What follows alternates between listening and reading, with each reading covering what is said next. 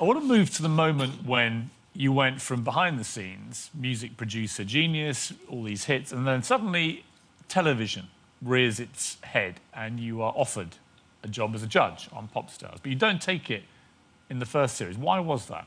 I was always getting people come into my office to offer me those kind of things.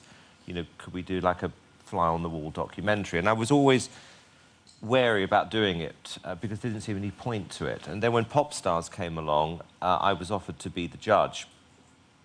And initially I said yes, and then when I thought about it, I thought actually the process of watching me put together a group on TV, I don't feel comfortable with that. So I turned it down. But I had a bad feeling about it because I realised that by turning it down, I turned away the recording rights and given them away to a competitor. And that's what bothered me.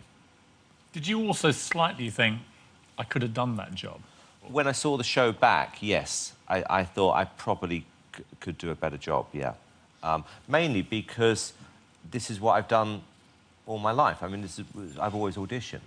Do you remember your first day filming on Pop Idol? Well, we'd spent so much time planning the show. I mean, it really, really was. It was like months and months and months of preparation. And suddenly, we're up in Manchester, I think we were, and we hadn't really thought about what we were going to do actually in the audition room. We hadn't actually discussed that. And I said to one of the producers, how do you want to do it? Because there's a million ways of doing an audition. He said, well, I think the best way of doing it is that you sit behind the desk and someone will come in, they'll sing, then they should leave the room and you should discuss it, and then we'll bring them back into the room. Sounds a bit long-winded.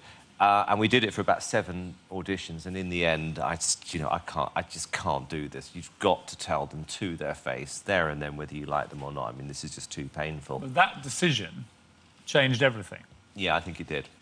So your TV career was up and running, but nobody, not even you, could have predicted just how crazy it was going to get. After 2 series of Pop Idol, Simon wanted a change. So he created a brand new show in which he would star and pull the shots, The X Factor. The main thing that Simon wants out of a TV show is success. He's crazily demanding. He'll phone you at 4 or 5 in the morning UK time, and he won't even apologise for phoning you or waking you up. The show divided the nation. I would describe it as lightweight, populist drivel that glorifies karaoke and tries to pass it off as music. But 20 million viewers disagreed. Now that Simon was top dog, he was able to take control of both the acts and the judges. The game had begun. Simon always gets what he wants. By series 4, Simon was bored, so he messed around with the judges. Louis out, Brian Friedman in for a second, Louis back, Danny Minogue. I didn't really warm to Danny that year at all, because she was a bit of an ice queen to me, to be quite honest with you. Nor did Sharon Osbourne, who quit in series 5. Simon replaced her with Cheryl Cole, meaning tons more attention for his show. It's kind of worked out well for me, I suppose. But the most recent series defy convention. For the first time, the boss didn't get his way. So Simon only gets the Christmas #1. And he didn't do this year. Simon's Christmas was about to be ruined by a couple from Essex who launched a web campaign to keep his act off the #1 slot. The campaign worked. Rage Against the Machine stormed to #1, pushing Joe McElderry into 2nd spot, not a position that Mr. Cowell is used to. I was gutted for Joe more than I was for Simon.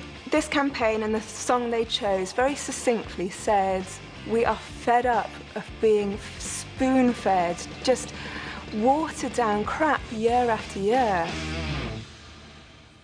I've got to be honest, it'll be terribly disloyal, but I have to be honest, when I heard they had actually beaten you to #1, I did laugh out loud, because I thought he's going to be absolutely raging. I've got to be honest with you. For about 2 or 3 days, I did get really, really sulky. And then I suddenly thought about it, and I think, you know what? I'm actually quite impressed with what these 2 people have done. And, you know, there were 2 more days to go, and we were inching ahead. And I thought, you know what, I'm going to call these people and say, I think you've done a fantastic job, win or lose. And I called them, and we had a great conversation, and it really made me realise actually, this is a really good thing that's happened because we all got sort of fat and arrogant and we can't be beaten and blah, blah, blah. And we could. And I found it quite exciting. I still would have loved to have had the #1, but I kind of enjoyed the process in a way. Simon, what would you say to the lady from the NME who clearly has a rather disdainful view of your influence on the music industry? Where I have a problem with people like that is that they sneer at what normal people like. It's like food critics. My belief is like when you make TV shows, if you want to eat fish and chips and baked beans on toast compared to caviar or whatever it is, which I loathe, it's your choice. It's absolutely no difference. But people like that would have the sort of... They'd like to create a sort of a taste police force with people going into their homes, sneering at what they like.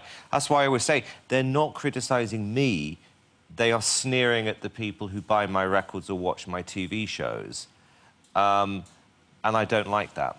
If they were running entertainment in this country, it would be the most boring place in the world, bar none. I know from judging America's Got Talent how pretty demanding you are of the judges, how you believe our job is to find big stars. Yeah. And you're serious about it, aren't you? I mean, you think this is the job description. Well, I actually said, I mean, I could say what I said to you. OK, well, I said to you this year that if you can't find a star on this season of America's Got Talent, you don't have a job. Because that is what your job is to do. And you actually mean it, don't you? For sure. But otherwise, why have judges on the show? At the end of the day, they've got to actually do their job well, which is they've got to find talented people, spot talented people, and hopefully turn them into better performers. How vain are you? Not that vain, actually. I'm not. I'm actually not. How have you kept a straight face saying that? Because... Actually, I know how you kept a straight face.